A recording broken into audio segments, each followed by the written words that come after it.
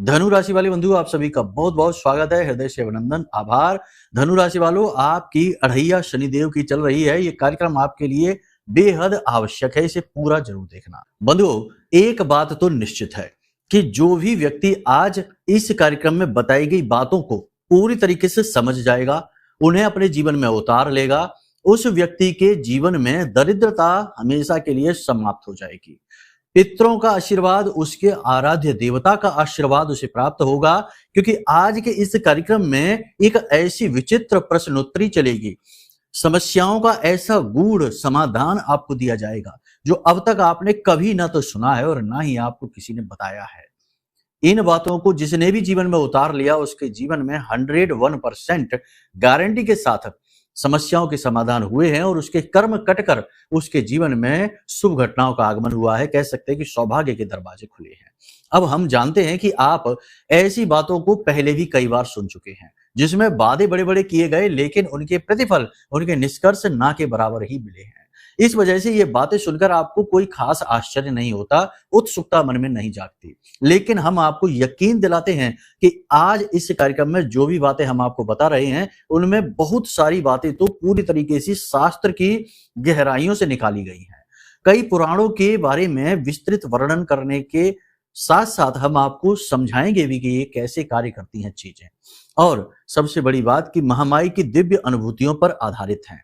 जब हम ध्यान में बैठते हैं साधना के समय और काल में, उस समय महामाई हमारे मन में कुछ न कुछ विचार अवश्य डालती हैं। वो विचार उस सूक्ष्म जगत से आए हुए होते हैं, गुरुओं के द्वारा दिए गए होते हैं, और उन विचारों को महामाई की कृपा, उनका आशीर्वाद समझकर हम ग्रहण करते हैं और फिर उन्हीं विचारों के आधार पर, उसी जानकारी के आधार पर हम आपको चीजें बताते हैं।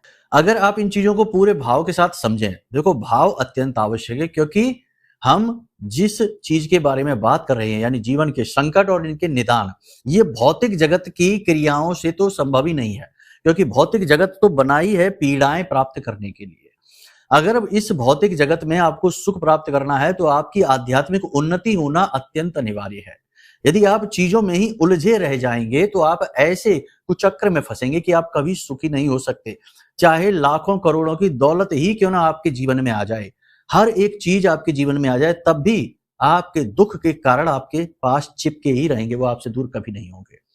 आध्यात्मिक उन्नति हासिल करते ही हर स्थिति में सुखी रहने का सीक्रेट पता चल जाता है। तो कहने का मतलब यह है कि इस माया की उलझनों से बाहर निकलने का मार्ग माया में ही मौजूद है।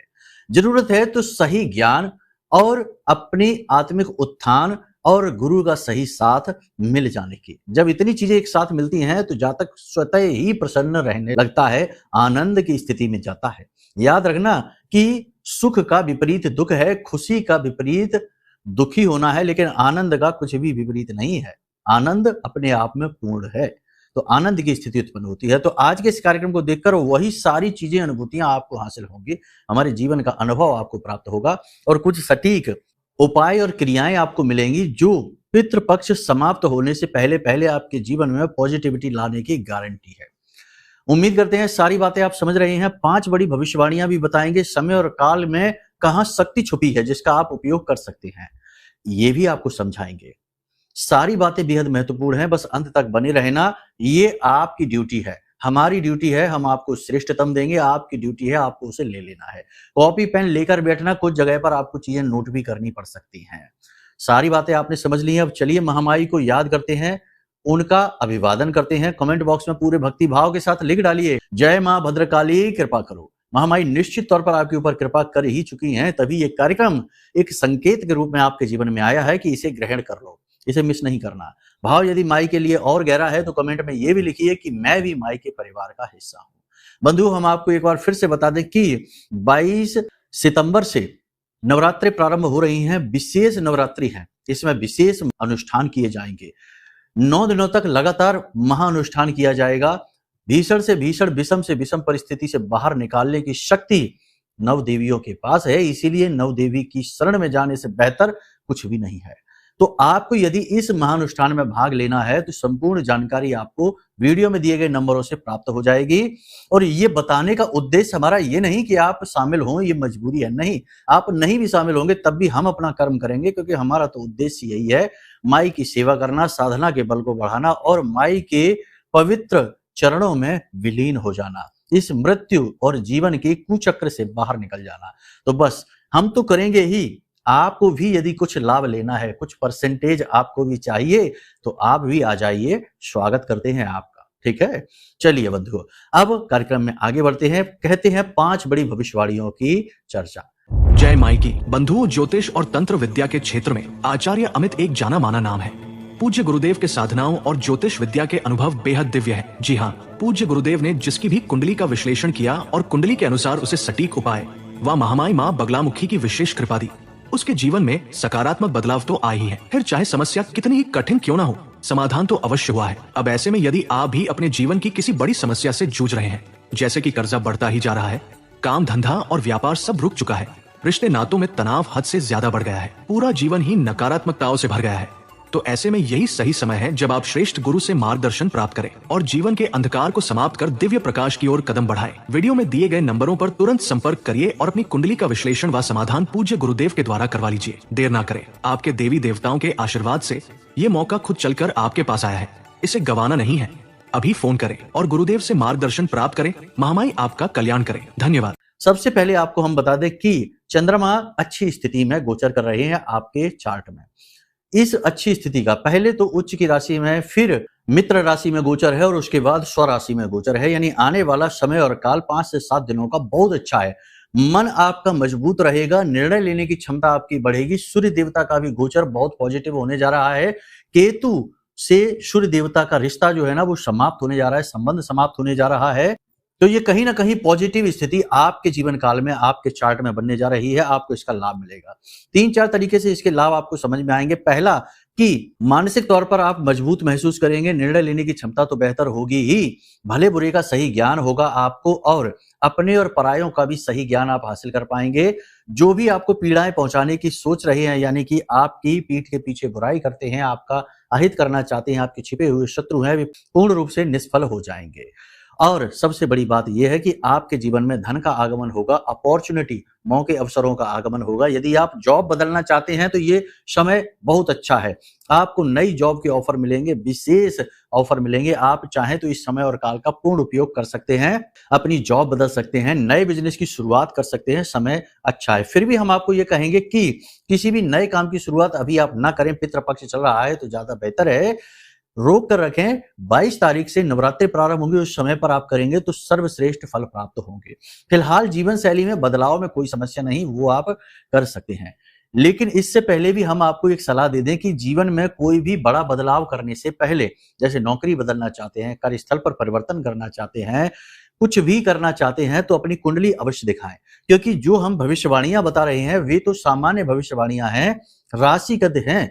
राशिगत भविष्यवाणियां कभी कभी बनती हैं, कभी कभी नहीं भी फिट होती हैं, क्योंकि एक ही राशि के लाखों करोड़ों लोग हैं। लेकिन आप अपनी कुंडली दिखाएंगे तो आपके खुद के जीवन में चल क्या रहा है, कौन सी ग्रहों से पीड़ाएं आ रही हैं। कभी केवल एक ग्रह मात्र ही जीवन में कष्ट का कारक बन जाता है और जातक उस कष्ट को आजीवन भोगता रहता है। 45, 50, 60 साल की उम्र में जाकर उसे होश आता है, तब कुंडली दिखाता है तो पता लगता है कि अरे भाई, तुम्हारी कुंडली में तो मंगल बद के होकर बैठे हैं, नवम भाव में बैठे हैं, ये तो आपके भाग्य उदय के बाधक हैं। ये कर्जा आपको मुक्त होने ही नहीं देंगे। जब भी आप कोई काम करने चलेंगे पहले कर्जा बढ़ा देंगे और कर्जे से आपको मुक्त होने नहीं देंगे। या फिर मांगलिक योग बना बैठा है और मांगलिक योग की वजह से एक तो आर्थिक स्थिति खराब चल रही है, ऊपर से जीवन साथी के साथ लगातार टकराव की स्थिति में। मतलब कहने का यह है कि केवल एक ग्रह दोष की वजह से जीवन ही खराब हो जाता है। तो बेहतर यह है कि आप अपनी कुंडली दिखा लें, तब कोई बड़ा निर्णय लें, अच्छा कार्य करें। नौकरी ज्वाइन कर रहे हैं तब भी, कोई भी शुभ कार्य, कोई भी अच्छा कार्य है, कुंडली विश्लेषण अत्यंत आवश्यक है। ये आपके आज के समय की संपूर्ण सूचनाएं, दोषों का समापन और जीवन में उन्नति की कारक होती है। हमारे पुरखे पूर्वज बहुत बुद्धिमान थे। वो पहले ऐसी विधा बनाकर बैठे थे कि बालक जैसे ही संसार में आया तुरंत उसका पत्रा, उसका चार्ट भरना शुरू कर देते थे, उसकी पत्री बनाते थे, कहते इसकी पत्री बनवा दो।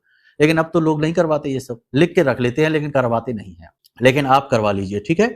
ये हो गया आपके लिए। देखो, सलाह देना हमारा काम है, मानना ना मानना आपकी मर्जी है। हमसे कराएं या किसी और से कराएं, जिससे मन है उससे करवा लें कुंडली विश्लेषण।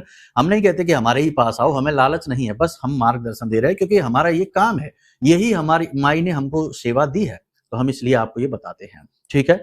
अब अगली बात आपको बता दें, ज्यादा जोश अच्छा नहीं रहेगा। आपके शरीर में ऊर्जा का प्रवाह, क्योंकि मंगल का भी गोचर हो चुका है, ऊर्जा का प्रवाह तेज होगा, आपकी सोचने की गति बढ़ेगी, आप चीजों में परिवर्तन करना चाहेंगे।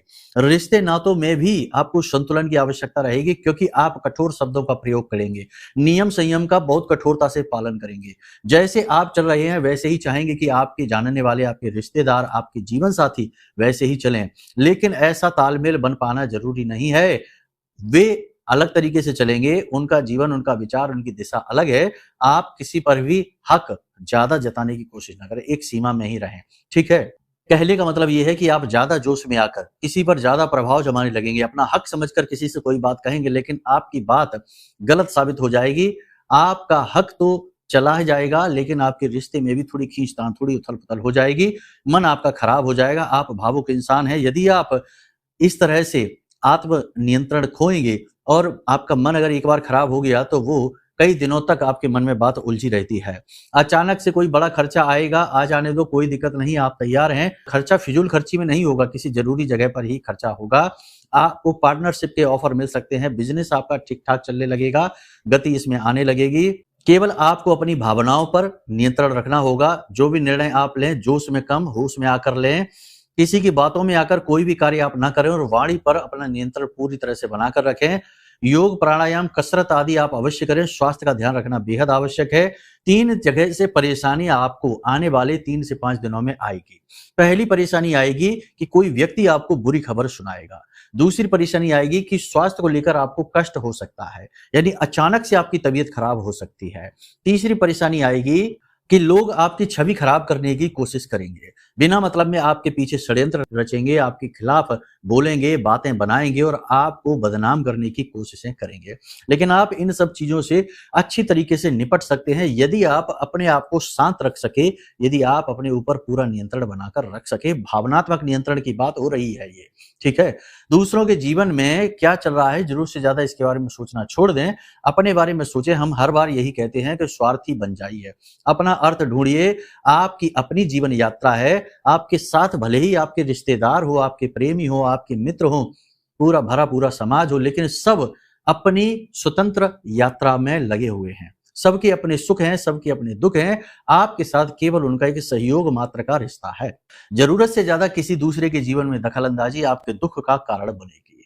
जोश में लिया गया निर्णय गलत साबित होगा। भावनात्मक तौर पर कमजोरी यदि आप दिखाएंगे, किसी के सामने जरूरत से ज्यादा बोलेंगे, किसी को वो बातें भी बता देंगे जो जरूरी नहीं है, तो आपके दुख का कारण बनेगी। अब सबसे महत्वपूर्ण बात है, इसे ध्यान से सुनिए। अपने आसपास के लोगों पर अंधविश्वास न करिए, विश्वास ही न करिए, केवल अपने ऊपर विश्वास करिए। बहुत सोच समझकर लोगों के साथ बात करिए, बहुत सोच समझकर बोलिए, खास तौर से कार्यस्थल पर। दूसरा ये कि जो आपका वफादार है, जो आपका सहयोगी दिखाई दे रहा है, वही कुछ समय के बाद आपके साथ धोखा करने जा रहा है, तो थोड़ा उसके ऊपर नजर रखिए। आपके व्यापार में, आपके बिजनेस में आपका पार्टनर है, आपका कोई बहुत वफादार एम्प्लॉय है, या कोई भी व्यक्ति है आपके रिश्ते में, आपका भाई ही क्यों ना हो, तब भी उसके ऊपर अपनी नजर रखिए। एक आंख अपनी खुली रखिए, देखिए कहीं ऐसा ना हो कि अंदर ही अंदर वो कुछ ऐसा आपके लिए प्लान कर रहा हो कि अचानक से आप ऐसी चीजें देखें जिन्हें आप सह ही ना पाए। जी हाँ, पहले भी आपके साथ ऐसी स्थितियां बनी हैं, फिर से बन सकती हैं, तो थोड़ा सा अलर्ट रहने की आवश्यकता है। कहने का मतलब यह है कि भावनात्मक तौर पर आंख बंद करके ना बैठिए, आंखें खोलकर बैठिए, प्रैक्टिकल जीवन जिए, ठीक है। ये तो आपके जीवन की भविष्यवाणियों के बारे में हमने आपको बता दिया। अब हम आपको बताने जा रहे हैं कुछ विशेष सूत्र। देखो, हमारे पुरखे पूर्वजों ने, या यूं कहें कि हमारे ऋषि मुनियों ने हमारे जीवन काल को, पूरे वर्ष भर को विशेष समय और काल में गढ़ा है। यानी कि एक निश्चित समय के बाद नवरात्रि आती हैं, फिर शिवरात्रि है, कहीं कुछ ऐसे करके चलते रहते हैं। ऐसे ही पितृपक्ष का जो समय है, पितृपक्ष का समय क्या है? पितृपक्ष का समय है प्रायश्चित का समय। जी हाँ, ये अंत का समय है, यानी ये मृत्यु का काल होता है। इसीलिए किसी मांगलिक कार्य को, यानी जिसमें मुहूर्त की आवश्यकता होती है, ऐसे किसी भी कार्य को इस समय और काल पर नहीं किया जाता है, क्योंकि वह फलित ही नहीं होगा, क्योंकि ये अंत का समय है। ठीक है, तो ये प्रायश्चित का समय है। प्रायश्चित कैसा? हम जब अपने पितरों को पिंडदान, तर्पण आदि क्रियाएं करते हैं तो असल में हम उनके प्रति प्रायश्चित ही तो कर रहे हैं कि हमसे कहीं कोई भूल चूक हो गई हो तो आप उसे क्षमा करें, पूजा आदि करते हैं। ठीक है, समझ पा रहे हैं आप हमारी बात को? याद रखना, ये बातें आपको कोई बताएगा नहीं, हम बता रहे हैं आपको, जो वो बहुत ठोस प्रामाणिक बातें हैं।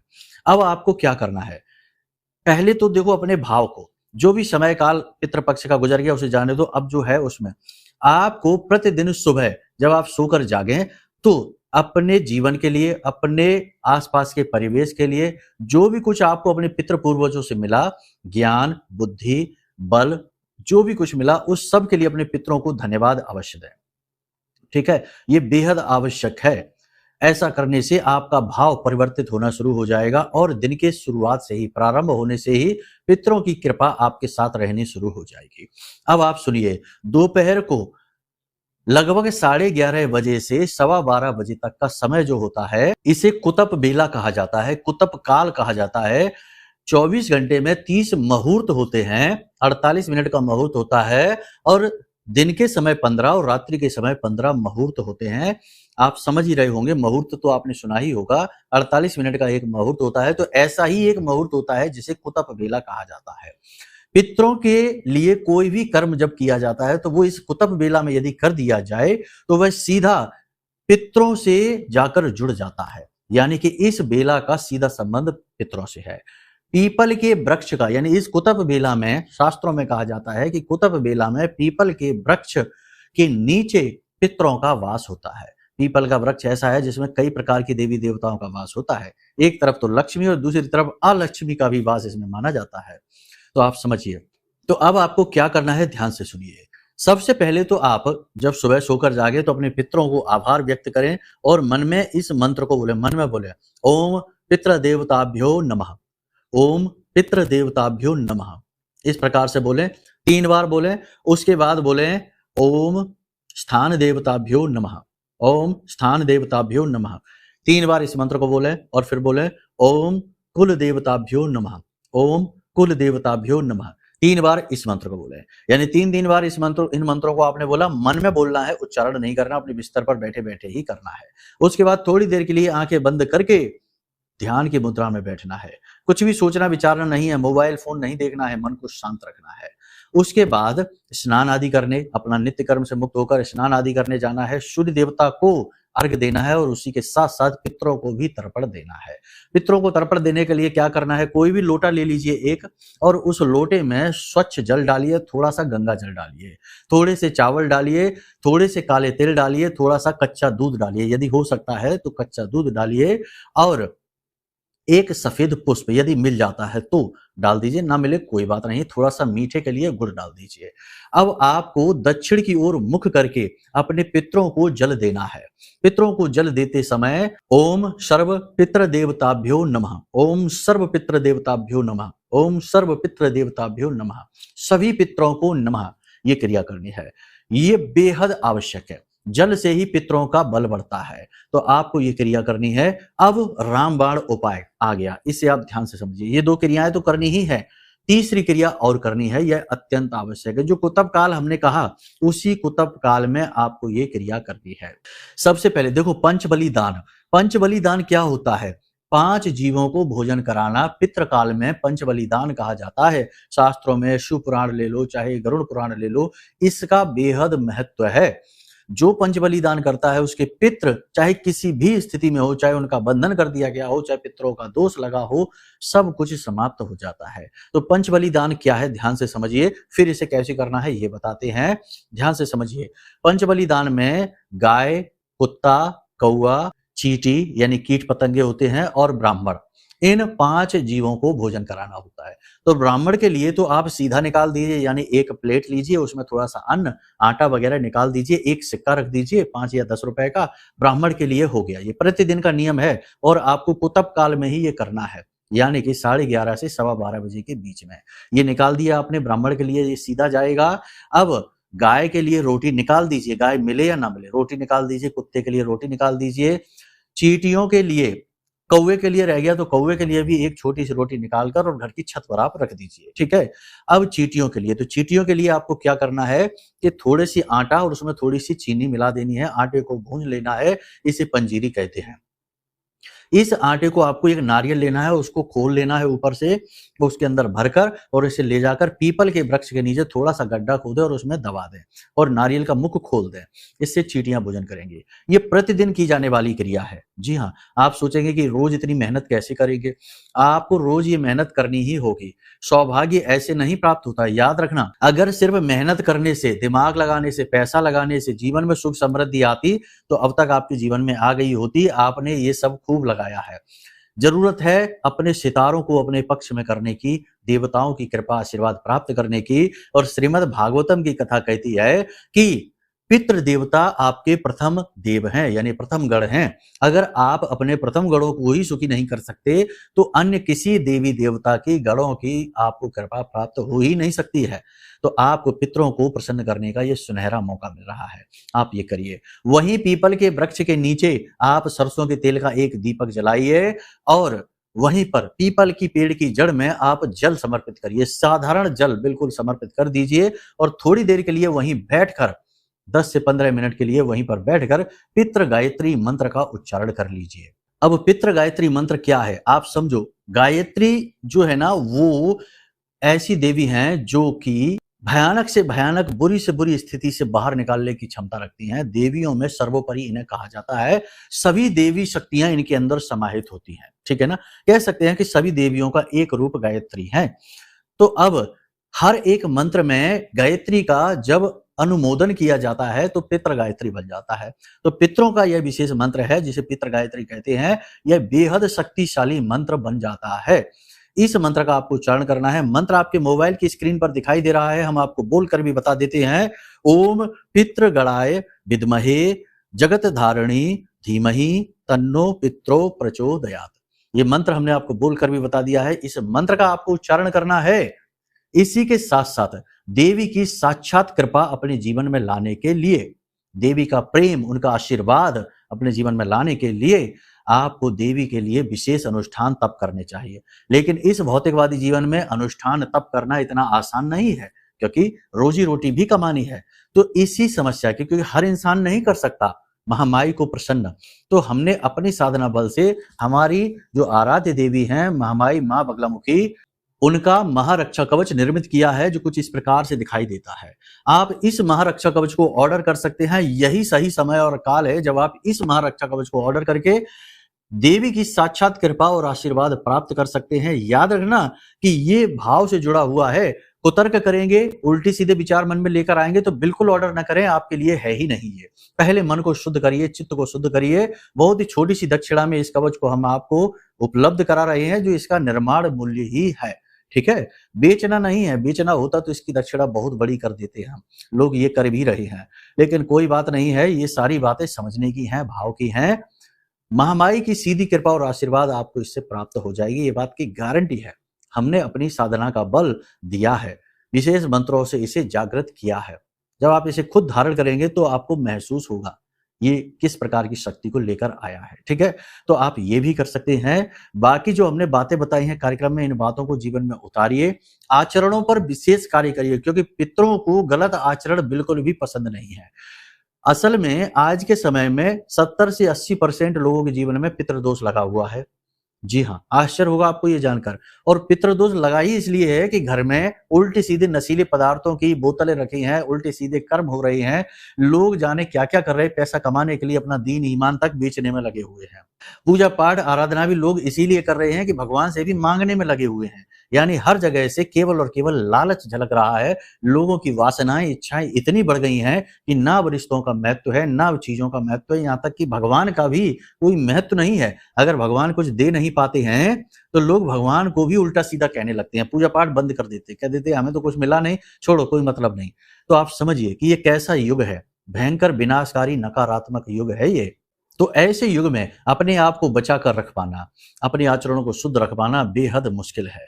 बहुत ही सौभाग्यशाली होते हैं वे लोग जिन्हें ऐसे भयानक भीषण युग में सदगुरु का आशीर्वाद मिल जाता है, प्रेम मिल जाता है। आपको भी मिल जाएगा तो आप भी सीधे अपने उस परम तत्व के बोध को प्राप्त कर लेंगे। ठीक है, कोई बात नहीं है। फिलहाल आप अपने आप का आकलन करते रहिए, अपने चित्त को, अपने मन को शुद्ध बनाकर रखिए। ठीक है, इस प्रकार पितरों की बड़ी सरलता से प्राप्ति होती है।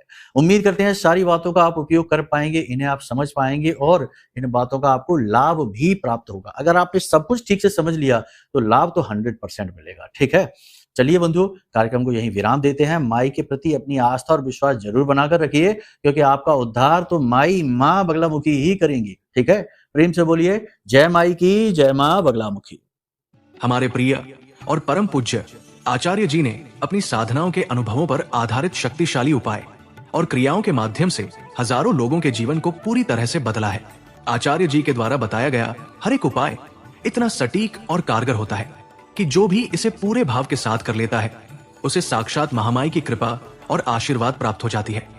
इसलिए निसंकोच इन उपायों को पूरे भाव के साथ करिए, आपका कल्याण होगा। जय माई की।